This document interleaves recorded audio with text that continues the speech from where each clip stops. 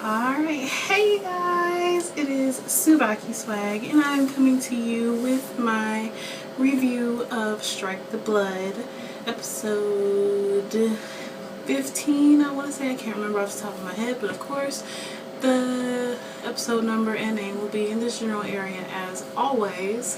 But anyways, this episode was actually pretty good. I was surprised because they left such a big cliffhanger. I was kind of scared that they weren't even gonna like explain why Yuma took Kojo's body, or if Yuma took Kojo's body, or what. But of course it picks up where the last one left off at, where Kojo, he goes to Himuragi's room, and Himuragi, thinking that he's Yuma, opens the door and she's like in her underwear or whatever, and of course Kojo starts blushing and stuff because he's seeing Himuragi in a way that he's never really seen her willingly. But he goes into the room because he's trying to talk to Himuragi, and Himuragi, thinking that it's Yuma, invites him in because she doesn't want to stand out in the hallway like that. And he sees Kanase and Astatri, like in their underwear getting ready or whatever, and they're like, they have their guard. They have their guard down because they think that I'm Yuma, which for most guys wouldn't necessarily be a bad thing, but of course Kojo is not as perverted as they think he is. But with that, so he finally gets them to listen to him, and he tells them that he's actually Kojo, he's not Yuma. And they ask him like a series of questions, and they figure out that he is really who he says he is. And then this is when they try to figure out why Yuma took his body, and Himuragi got so pissed because she thought that he kissed Yuma, but Yuma actually did kiss him this time. So there are so many innuendos saying that Himuragi wants to be with Kojo, and that Kojo wants to be with her too, of course, but I guess we won't find out about that till later. But anyways, after that, it cuts to Sayaka and Lafora in a room, like naked with each other. Like they wake up and Sayaka's like, what in the world happened? And then Lafora gets out the bed and she's naked too, and Sayaka kind of freaks out. But they also said like in the beginning that she likes girls anyways.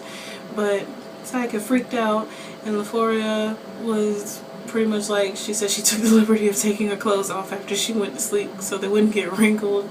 Like, okay. Anyways, so then they started trying to figure out why the spiritual abnormalities were happening, and why every time they would go through a doorway or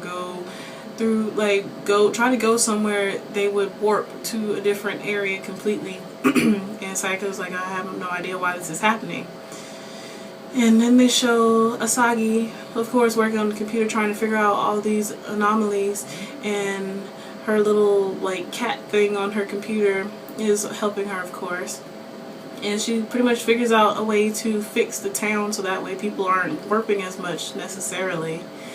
And she goes to sleep, and it turns out that Kojo's one of Kojo's friends from the beginning of the show is actually working with Sayaka's like computer person to, I guess, get information or whatever about Kojo or something. And they send Kojo a picture of Asagi like with her shirt open and everything, looking helpless, and Kojo kind of freaks out, and Himuragi of course freaks out because he has a picture of Asagi on his phone. But Kojo's like, I didn't have this picture, it was sent to me, blah blah blah.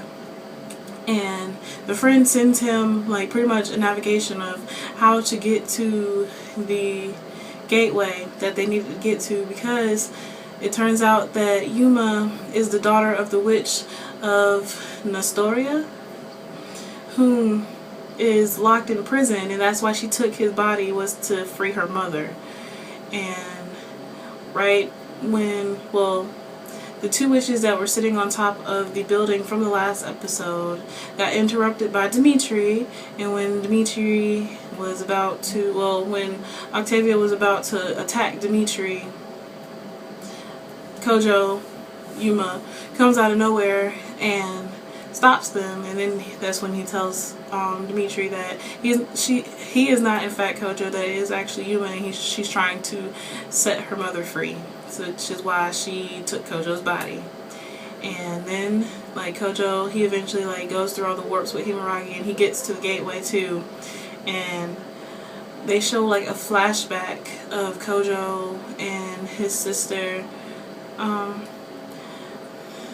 Nagata and Yuma. Like Nagata lost her hat and Kojo was trying to get it, and then he like went to look in the bush, and Yuma was pretty much watching them, and he got Yuma to help him, and then they got the hat back for Nagata, and Nagata was all happy and stuff, and then they got back to them being on top of the building, and Yuma was like, you always seem to come at the right time even if you don't know what's going on.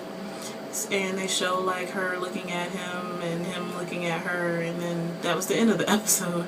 But it was pretty informative. I kind of liked this episode, the fact that they explained some stuff from the previous episode. But yeah, that was pretty much the end of the episode. And I like the new intro and outro. I watched both, and they were pretty. It was about time that they made new intros and outros for Strike the Blood, because I got tired of seeing the old one. But that's neither here nor there. But anyways, I would love to hear what y'all think is going to happen in the next episode. I think they're going to reveal some more stuff, but I'm not going to say yet because I'm not absolutely sure. But I would love to hear what y'all think is going to happen in the next episode. But anyways, as always, please remember to comment, rate, and subscribe. And this is TsubakiSwagg saying adios.